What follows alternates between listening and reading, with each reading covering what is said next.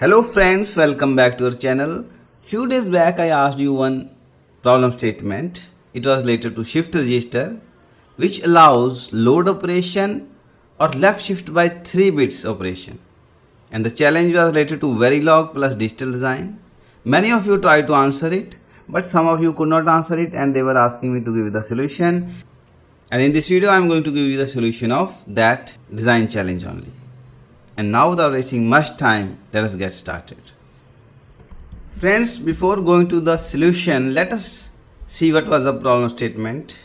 Here you have to design this unknown block. It has 3 inputs: clock, load and input.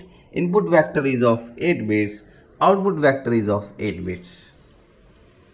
Unknown logic is defined as follow in the Verilog.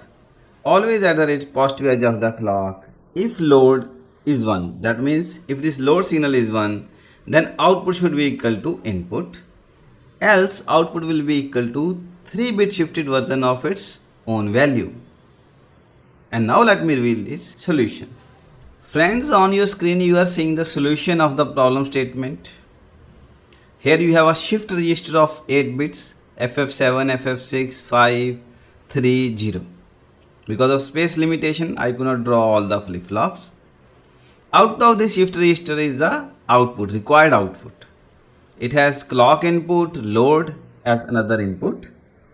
If load is 1, then as per the Verilog code, input should pass to the output.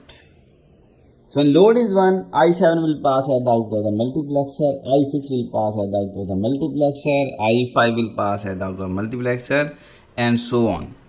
So basically when load is 1, input bits will be passed at the output of the multiplexer, and so they will reach at the input of the flip-flop. And immediately when the positive edge of the clock is available, all these input bits will reach at the output of the flip-flop, that is our required output. Now the other case, when load is 0, this logic should perform left shift by 3 bits. How it is achieved? For that I want to draw a table. This is the output of a shift register Q7 to Q0, which is our output. Let us assume that the loaded value is 701 for easy understanding. And the next cycle, when load is 0, we expect left operation by 3 bits. That means this one will reach at Q3. Q0 should reach at Q3.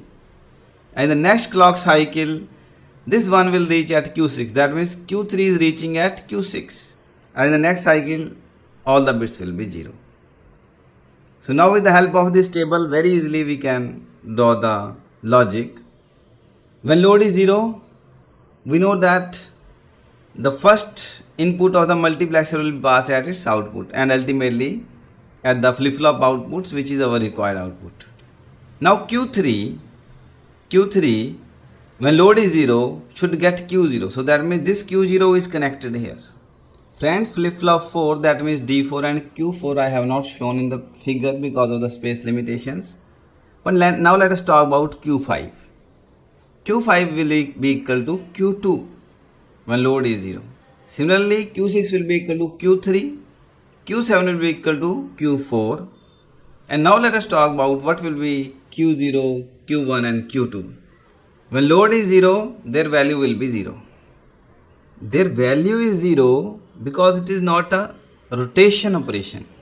It is just a shifting.